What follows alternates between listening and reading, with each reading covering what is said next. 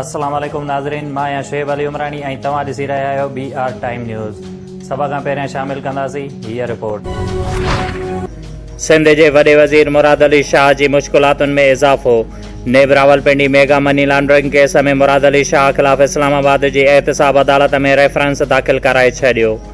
वॾे वज़ीर मुराद अली शाह खे तवानाईअ वारनि मनसूबनि में गैर क़ानूनी फंड्स जारी करण वारे केस में जवाबदार नामज़द कयो वियो। ओमनी ग्रुप जे अब्दुल गनी मजीद समेत 17 जवाबदार बि रेफरेंस में नामज़द कया विया। PDM जो PTI फॉरेन फंडिंग केस जे फ़ैसिले में देर ख़िलाफ़ इस्लामाबाद में इलेक्शन कमीशन साम्हूं सियासी ताक़त जो मुज़ाहिरो। PDM सरबराह मौलाना फज़लुर रहमान पारां हुकूमत जे ख़ात्मे ताईं तहरीक जारी रखण जो ऐलान। फज़लुर रहमान चयो आहे त इलेक्शन कमीशन ॿुधाए त PTI फॉरेन फंडिंग केस जे फ़ैसिले में देर छो थी रही आहे। इलेक्शन कमीशन PTI केस जो फ़ैसिलो न कयो त संदसि किरदारु मशकूक थी वेंदो। फज़लुर रहमान सां अॼु हथु थी वियो। अॼोकी नाकाम शो खां पोइ PDM जी लॉन्ग मार्च खे बि वेलकम चवंदासीं। घरू वज़ीर शेख रशीद चयो आहे त हीउ हिते एहतिजाज करे रहिया आहिनि ऐं बिलावल उमरकोट में जशन मल्हाए रहियो आहे। रेड ज़ोन में अचण ते नाहे रोकियो, पोइ बि 3000 माण्हू गॾु करे सघिया।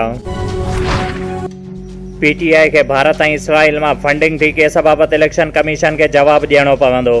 People's Party chairman Bilawal Bhutto Zardari Umerkot में जलसे खे ख़िताब कंदे चयो आहे त उमरकोट जे अवाम PPA खे कामयाब करे इस्लामाबाद जे सिलेक्टेड खे रिजेक्ट करे छॾियो आहे। बिराशीड में मुलविस समूरनि किरदारनि जी निशानदही ऐं जांच बि थींदी। मुआइदो कंदड़नि ऐं रंडकू विझंदड़नि धुरियुनि खां बि जांच थींदी। क़ौमी दौलत लुटींदड़ लिकल किरदारनि खे बि वाउखो कंदासीं। वज़ीर एज़म इमरान ख़ान जो काबीना खे ख़िताब। काबीना खे ब्रॉडशीट स्कैंडल बाबति ब्रीफिंग बि ॾिनी वई। ॿियनि खे चोर चोर चवंदड़ पाण चोर निकितो आहे। इलेक्शन कमीशन ॿुधाए त PTI फंडिंग केस जो फ़ैसिलो छो न अची रहियो आहे। नून लीग जी सीनियर नायब सदर मरियम नवाज़ जो इलेक्शन कमीशन आॾो PDM जे एहतिजाजी मुज़ाहिरे खे ख़िताब। मरियम नवाज़ चयो आहे त ताबेदार ख़ान रुगो करप्शन जी तयारी करे आयो आहे।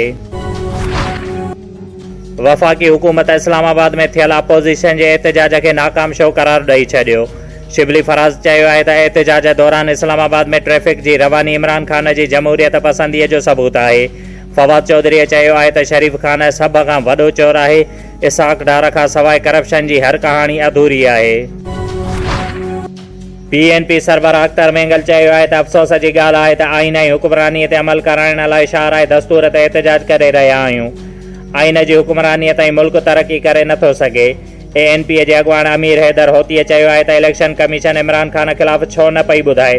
पीपुल्स पार्टीअ जे अॻवान नैयर बुखारीअ चयो आहे त PTI गैर मुल्की फंडनि जो एतिराफ़ करे चुकी आहे, पर हुन ख़िलाफ़ न JIT जोड़ी वई न ई कंहिंखे गिरफ़्तार कयो वियो। इलेक्शन कमीशन PTI पारां जमा करायल कागज़नि जे छंड छाण लाइ क़ाइमु कयल स्क्रूटनी कमेटीअ खे हफ़्ते में 3 इजलास करण जी हिदायत करे छॾी। इलेक्शन कमीशन जे तर्जुमान चयो आहे त पार्टी फंडिंग केसेस खे मुंतक़ी अंजाम ताईं पहुचायो वेंदो। सिंध जे वॾे वज़ीर मुराद अली शाह चयो आहे त उमरकोट जे अवाम नंढी चूंड में जाली हुक्मराननि खे वाज़े ॿुधाए छॾियो आहे त तव्हांखे हाणे वञणो पवंदो। उमरकोट में 87% टर्न आउट रहियो। मलीर ऐं सांगड़ में बि पीपुल्स पार्टी उमेदवार कामयाब थींदा। PTI सिंध सेनेट चूंड लाइ सूबे मां उमेदवारनि जा नालनि जी फ़हरिस्त वज़ीर एज़म खे उमाणे छॾी। उमेदवारनि में हफ़ीज़ शेख, हुनैद लाखाणी, महमूद मौलवी, अशरफ कुरैशी, समर अली ख़ान ऐं सैफुल्लाह अबड़ोच जा नाला शामिल। टेक्नोक्रेट जी सीट ते हफ़ीज़ शेख, जनरल सीट ते हुनैद लाखाणी ऐं महमूद मौलवी फेवरेट करार। लाड़काणो पुलिस मुक़ाबले में मारिजी वियल धाड़ेल जी शनाख़्त अब्दुल रहमान लाशारी तौर कई वई, जेको ज़िला जैकमाबाद जे गढ़ी खेरो जो रहायशी ॿुधायो पियो वञे।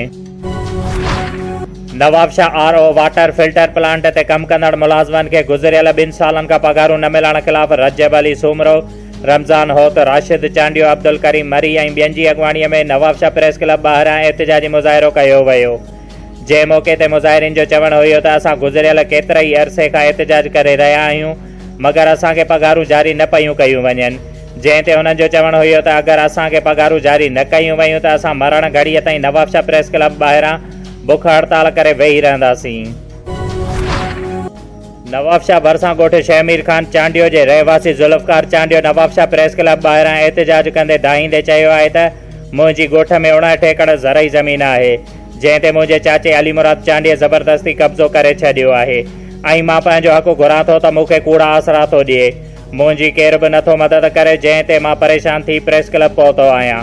मूंखे इंसाफ़ फराहम कयो वञे, न त ॿी सूरत में मरण घड़ीअ ताईं प्रेस क्लब अॻियां बुख हड़ताल ते वेही रहंदुसि।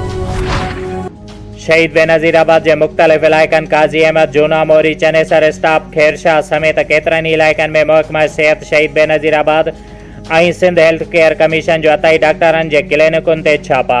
9 अताई डॉक्टरनि जूं क्लिनिकूं सील कयूं वयूं, जंहिं ते डॉक्टर अमजद भट्टी हेल्थ केयर कमीशन शहीद बेनज़ीराबाद जी टीम जे सरबराहीअ में कई वई, जंहिं ते घणई अताई डॉक्टर टीम जो ॿुधी फरार, जंहिं ते उन्हनि जो चवणु हुयो त DHO शहीद बेनज़ीराबाद ऐं उन जी टीम अताई डॉक्टरनि ख़िलाफ़ पॉलिसी ठाहे कार्रवाई कंदी ऐं कंहिंखे बि कानून हथ में खणण जी इजाज़त न ॾिनी वेंदी।